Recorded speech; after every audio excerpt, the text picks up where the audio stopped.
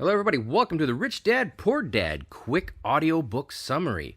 This is a summary. It's very, very quick. And of course, this is an invitation for you to buy the book and read it thoroughly. It is great. So let's go over the book a little bit, and then we're going to go into each individual chapter and talk about that and the lessons in it. Okay, so here it is. Rich Dad, Poor Dad. What the rich teach their kids about money that the poor and middle class do not. All right, this is by Robert Kiyosaki. This book covers various topics that give insights on how to achieve financial success by changing the way we think about money, work, and wealth. The book provides a roadmap on how to acquire financial literacy and how to build wealth through acquiring assets that generate cash flow. Emphasis on generate cash flow. It also provides tips on how to overcome obstacles such as fear that prevent people from achieving their financial goals. The author encourages readers to start their financial journey by developing a business mindset, learning new skills, taking calculated risks, and understanding the power of taxes and corporations. The author also suggests that the key to financial success is to start and to take action, regardless of how small, in order to start building wealth. All right, key is take action. Okay, there are 6 lessons in Rich Dad, Poor Dad, and here they are in order. The first one, lesson 1, is the rich don't work for money. Lesson 2 is why teach financial literacy. Lesson 3 is mind your own business. And lesson 4 is the history of taxes and the power of corporations. Lesson 5, the rich invent money. And lesson 6, work to learn, don't work for money. Okay, let's go through them step by step, lesson by lesson. Okay, so chapter 1, lesson 1, the rich don't work for money. All right, in Rich Dad, Poor Dad, what the rich don't teach their kids about money that the poor and middle class do not? Well, there it is. This chapter sets the tone for the rest of the book by introducing the concept that the wealthy literally do not work for money. Instead, they make money work for them. Robert talks about how he grew up with 2 dads, his biological father, who was highly educated and worked hard for his money, but struggled financially, and his best friend's father, who was less formally educated, but had a strong financial understanding and was very wealthy.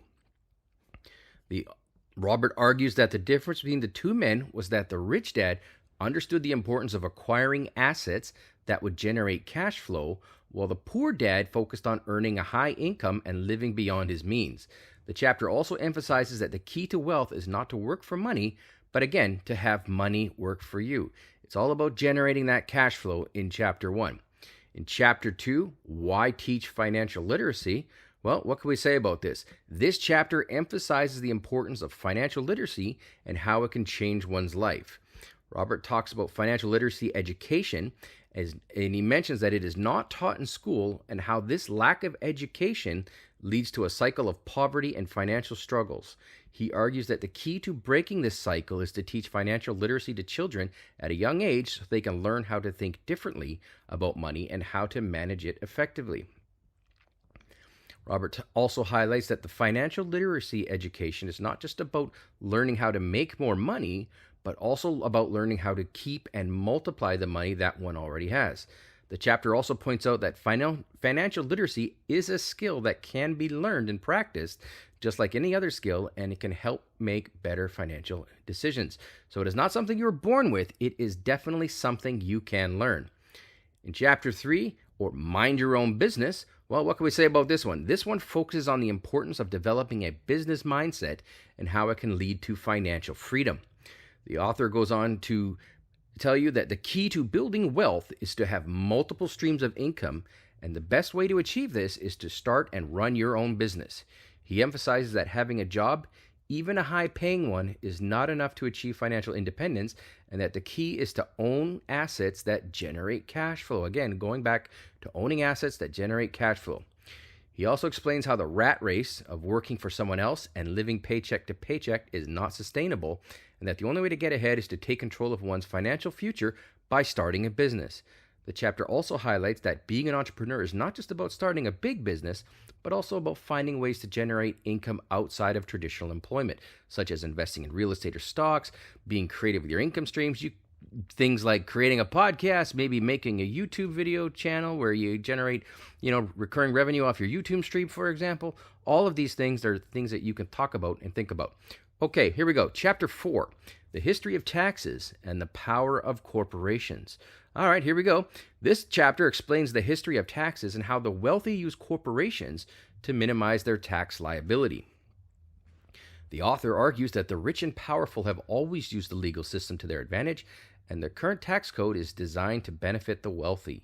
He also explains how corporations can be used as a tool to reduce taxes by using the deductions and credits available to them. It also highlights the difference between highlights the difference between being self-employed and owning a business, and how the latter can provide significant tax benefits. He also emphasizes the importance of understanding the tax code and using it to one's advantage. The chapter points out that the wealthy use their knowledge of taxes to reduce their liability and increase their wealth, which is something that the middle class and the poorer classes are not aware of. So it's definitely something you should probably look into. All right, Chapter 5, The Rich Invent Money. In this one, he explains how wealthy people create their own opportunities to make money. Robert argues that the rich are not afraid to take risks and that they actively seek out opportunities to create wealth. He highlights how the wealthy are able to think outside the box and come up with creative ways to make money, such as starting a business, investing in real estate, or even creating new products or services. He emphasizes that the rich understand that money is not static and that it can be created and multiplied through smart investments and business opportunities.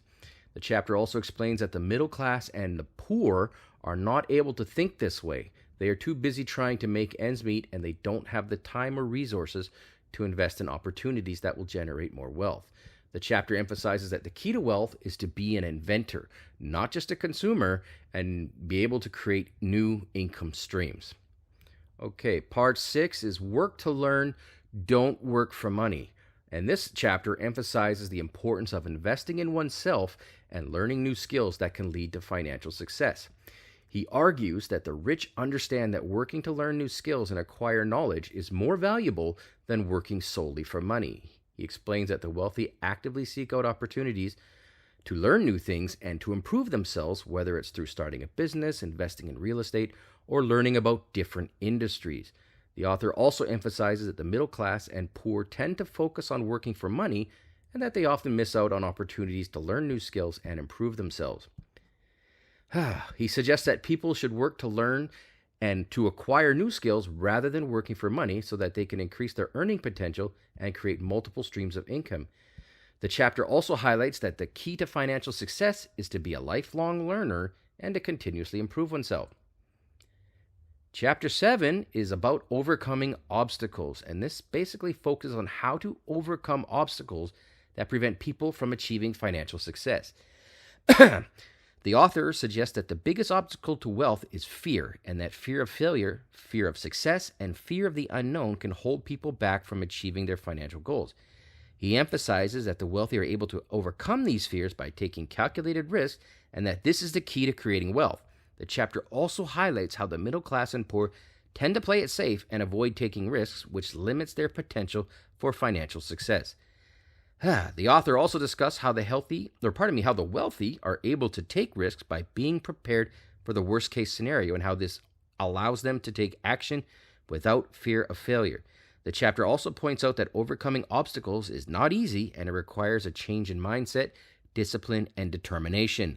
The author finally suggests that people should learn to embrace risk and to take action despite their fears in order to achieve their financial success.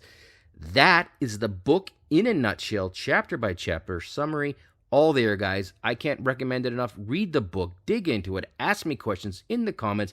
Thanks for listening. Be back soon.